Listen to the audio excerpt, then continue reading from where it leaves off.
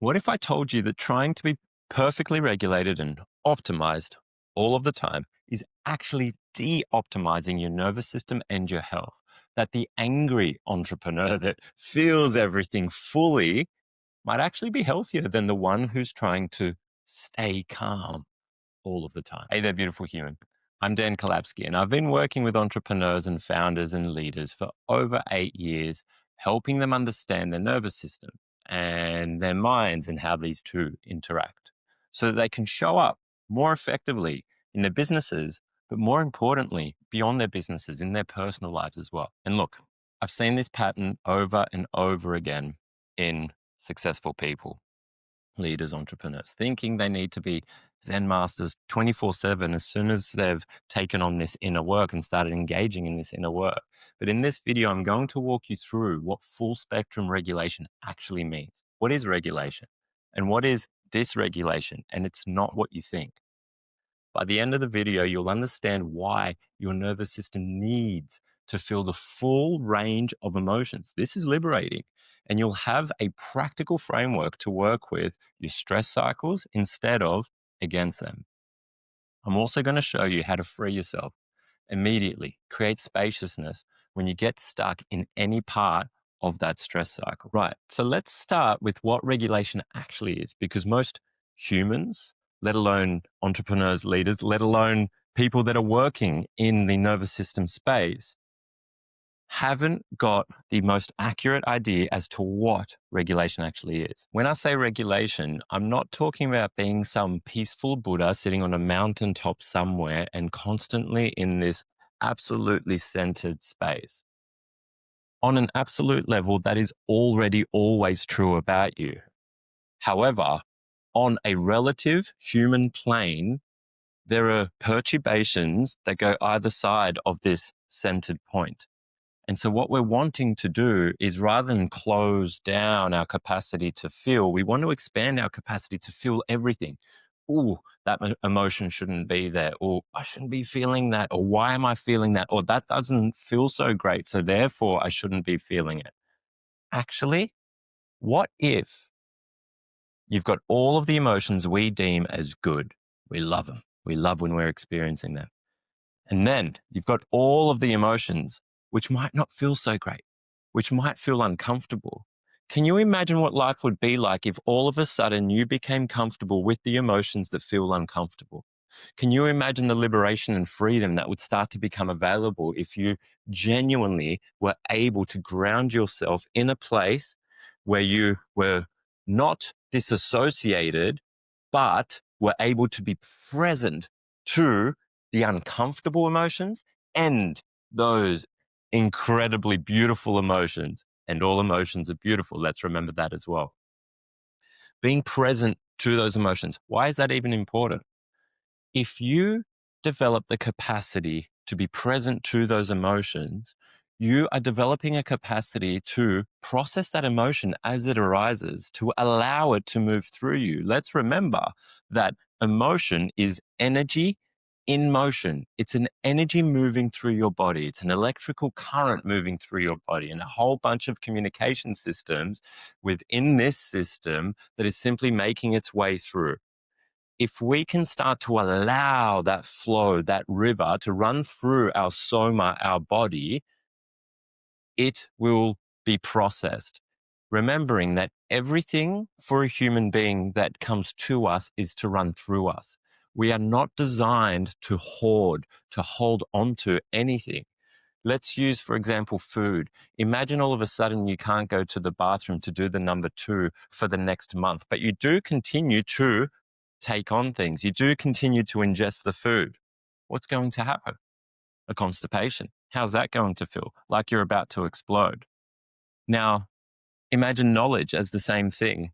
You continue to take on knowledge, taking on knowledge, taking on knowledge, but you're not allowing it to pass through you and out back into the world. Again, you'll become intellectually constipated. Now let's apply this to emotion. So imagine an emotion all of a sudden arises and it starts running through your body, but you're going to try and contain it. And you might not just contain it for an hour or for a day. Imagine containing an emotion for 10 years, 20 years, longer. This is the situation that most humans are finding themselves in. I would say all humans are finding themselves in. Unprocessed emotion. We have become emotionally constipated, intellectually constipated, spiritually constipated. That one is coming up now as we all start to delve into all of this inner work and lapping it all up. And so the important piece is to remember we want whatever arises within us to run through us. And that is where presence to the uncomfortable and comfortable emotions is what allows for healthy processing of both and allows us to actually fully experience both of those ends, which means we're fully experiencing everything that this human experience has to offer. Then we get to receive the nectar, the gifts that all of this is communicating to us. This is the ultimate hack. So let's go through regulation, dysregulation, and the stress cycle. If we want to define what emotional regulation is, let's first define what it is not. So being perfectly regulated all of the time, when regulation means feeling calm, collected, quiet, neutral, is not what regulation is. It is not about being perfectly centered, being that Buddha sitting on the mountaintop. What is it then, if it's not about being calm? But I've downloaded the Calm app, Dan. Don't tell me now that it's not about being calm. But I saw some marketing and advertisement saying, release your mind, be calm. If it's not that, then what's regulation? What are we doing here? Well, regulation is not trying to stay calm, but developing the capacity to be present and therefore being able to experience a wide variety of emotions in a responsive way, in a response-able way, a way you are able to then respond in a useful and appropriate way to the emotion, to the situation where the emotion has arisen in the face of. And so, including potentially uncomfortable emotions like anger, fear, grief, sadness, frustration, discouragement. It's when we have the capacity to experience the full spectrum of emotions, the full spectrum, all colors of the rainbow. Imagine that level of freedom and liberation where you have access to all of the colors. You have access to it all. But when you only have access to a select few of many, and this is where even if those select few thinking patterns, breathing patterns, emotions are not serving us so well, but yet we still continue to stay with those because we're most familiar with those, therefore we feel most safe with those. But a situation is arising where there's other emotions to be felt, we're going to feel trapped, somewhat safe and addicted to the feeling of feeling trapped because the feeling of feeling trapped ends up being familiar. Does that make sense? And so from there, what we want to do is expand our capacity to feel the full spectrum of emotions, getting comfortable with the uncomfortable and genuinely comfortable, not just a pseudo comfortability. I'm good, I'm good, I'm good. But actually, we're not so good in the face of that. Beautiful, beautiful line that I love here. When you allow yourself to feel what you need to feel, the unresolved feelings can stop. We draw a line in the sand from unconsciously driving your behavior. I want you to consider a situation where you may have felt triggered. This may have been in the context of work, in your business, in the face of an employee. It may have been in the face of your partner, your children, right? A big energetic response has occurred, emotion, frustration, annoyance, anger, okay? Keep that in mind as we're walking through this. So I'm about to walk you through the stress cycle. This is what is happening and is natural for the nervous system to go through in response to any situation that has an element of stress. Remembering that not all stress is bad stress. Humans require stress. Without it, we will decay. Let's learn to allow ourselves to process stress in a useful way. Too much talking. Let's get on to the energy cycle. Now, the energy cycle, this is probably the most neutral name for it, but it's also called the trauma cycle or the stress cycle. Okay. As you've got here, I want you to imagine you're in a room with a tiger. Yeah. Now, when you're in that room, embody yourself as the nervous system being a character. Yeah. What would be the most useful thing in that moment for you to do if there's a tiger in the room? For you to survive, what would be the most useful thing for you to do? What comes to mind? Is it to fight? Is it to run? Or is it to freeze? Which one would be most useful? If possible, the most useful would be to flee. You don't need to fight it. You don't need to risk freezing and staying still, hoping it doesn't come after you. If you can run and get away, you go for it. That's what the nervous system will do. It'll engage your capacity and prepare you for flight. Okay, let's just say that that's not possible. The door's closed. Yeah. Whatever other reason. Now, the tiger in our modern day can be a difficult conversation, can be the partner. And so flight's not possible. What's the next thing? If possible, if you can't flee and get out of there, what are you going to do? Are you going to freeze and take that risk? Or are you going to risk fighting? If either of those two are possible, which one would you engage? Potentially fight. If you had a chance and you're going to fight it, similar to Mick Fanning with the shark, big punch, manages to get away.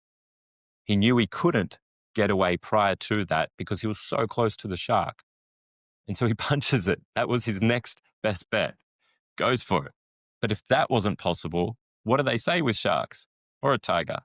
Freeze. So you've got flight, fight, and then freeze. Now, why would you want to freeze? That's just silly. That's just stupid, Dan. In front of a tiger or anyone else that might be representing a tiger in our lives and just get eaten? Well, cats do it all the time. They play dead because prey tends to want food that is alive, and the nervous system inherently knows this. And so we freeze, go into a deep, deep stillness, dead food, not so interesting, loses interest, walks away, up we get, and off we go. Hopefully the door's open. Then we complete the cycle of contemplation. Okay? Contemplation or completion of this cycle. The nervous system now has enough space to be able to start to have the mind contemplate on what's occurred here.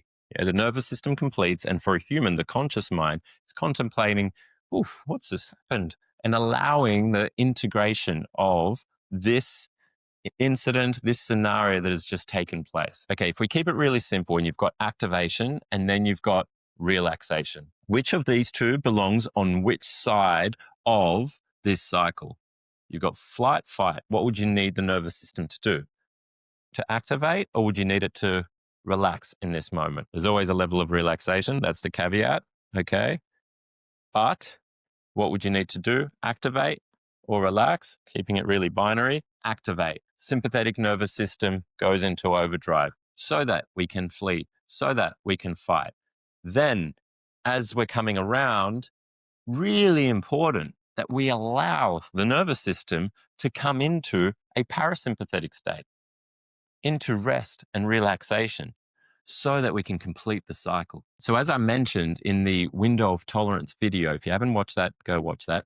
A healthy window of tolerance is where your capacity to relax and integrate is relative to your capacity to activate, so that they can work together and complete these cycles. Otherwise, we have a window of tolerance that is out of balance. So think about this in terms of your days. Think about this in terms of your weeks, your months, your years. Parts of your days and weeks and months and years require an activation. There's micro cycles within your days and macro cycles across the year where activation is necessary. The business is needing, there's a situation that is needing to be met with a level of activation. And then we can come down or need to allow a little bit of an integration and relaxation. That doesn't mean completely dropping off. For entrepreneurs and leaders, an all or nothing approach is super common as a pattern. Either we're fully at it or we're not. We need to find an in between, just a step down. I will be creating a video on brainwaves, so make sure you watch that link below or reach out. So, the important piece here is that all four of these parts of the cycle are natural, and the nervous system needs to go through those. We simply just need to allow that to process to take place. This is regulation. We don't need to do the regulation. The nervous system and its intelligence is doing it anyway. We just need to get out of the way, be present, and allow for that processing to take place. So, why do we get stuck in any one part of this cycle? Well, usually it's because we've learned somewhere along the way in our life as children that certain parts aren't acceptable. To fight or to express in that way isn't acceptable. Or to run or chuck a tantrum, whatever it might be. And maybe you've learned early on that anger was dangerous. So you skip straight through that and move into freeze. Or maybe you learn that showing vulnerability was weak. So you get stuck in fight mode, even when the situation calls for some gentleness, openness, and allowing that to come through. All of those had served us well and helped us through those situations in a way that felt safe and therefore prevented us from overloading the system and experiencing too much fear and pain. However, we now have the opportunity to be able to free ourselves from those patterns that are no longer serving us. This is where we can liberate ourselves. But here's what's beautiful about understanding this. Once you see why your nervous system is responding the way it is and its inherent wisdom and value, the judgment can subside. You might still notice it, but it'll soften. And then genuine acceptance can reside. So there's three practical ways to work with this. First one, track your pattern. Yeah, for the next week, notice where you tend to get stuck. Is it in fight, flight, or freeze? Are you a flight person who avoids difficult conversations, so you just exit? A fight person that turns everything into a bit of a battle and defensiveness, or a freeze person who shuts down under pressure? Neither is better than the other. No judgment, just awareness. Bring awareness to that. Second, I want you to be with the pattern, be present to it. Don't fight against it. Don't try to force into a different mode because of what you've heard here today.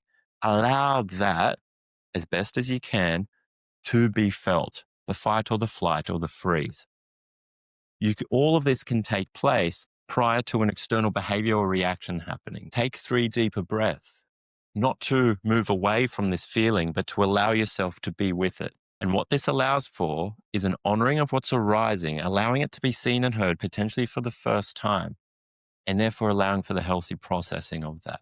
Third, and you can work your way towards this, is completing the cycle intentionally, allowing for that to take place. Notice where you might be stuck and inquire, what would it look like to move through this naturally?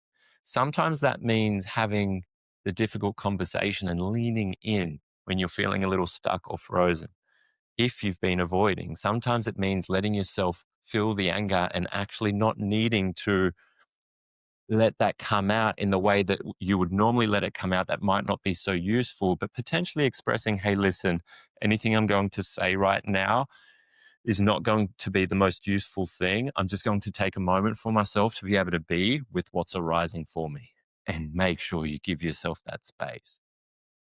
If you need to, grab a pillow, release into that pillow fully. See how you feel after that. Do not take my word for any of this. Play and trial these for yourself. Try them on for yourself. Understanding this intellectually is one thing, but integrating it into how you show up is another. Developing the capacity to be able to lead yourself through the navigation of emotion running through your system is leadership. From there, clarity arises, and you are able to hold space for an entire room, an entire team, an entire family. Now, if you're finding this useful and you want to go deeper with this nervous system work, I've got something for you. Click the Work With Me link in the description below. There's a quick video there that explains exactly who I can help and who I can't. And so if that resonates, you can apply to work with me one to one or attending any of our retreats. I know that jumping on a sales call isn't everyone's favorite thing, but know that you'll be personally speaking with me and I'll be on the call with you and not some salesperson. So we'll look at where you're getting stuck in your cycles and how to expand your window of tolerance so that you can handle whatever is arising within your business, within your life, within your relationships. Here's one final piece to truly integrate this work for yourself. You need to practice it when the stakes are low. Don't wait for the big presentation or the difficult conversation. Small practices make it more accessible when bigger engagement is required. So, with day to day interactions, where do you consistently get stuck? Notice this. What would it look like to complete that cycle naturally? Remembering that the angry Buddha isn't someone who never feels anger, there's someone who feels it fully and uses that energy wisely. Right. I hope this gives you a completely different way of thinking about regulation and dysregulation and your nervous system and its inherent wisdom and intelligence. So beautiful. Remember, the goal isn't to eliminate the full spectrum of human emotion and experience. It's to develop the capacity to feel it all without getting stuck in any one piece of it. If you want more content like this, I've got another video right there about the specific breathing technique that helps expand your window of tolerance. Everyone's capacity to relax depends on this one technique. And so if it resonates, hit subscribe. I post content every week about nervous system health for entrepreneurs, leaders, and business owners. Thanks for watching. And remember, your nervous system is designed to handle whatever life brings. You've got this. I'll see you on the other side. Together in deep work, practice, and play.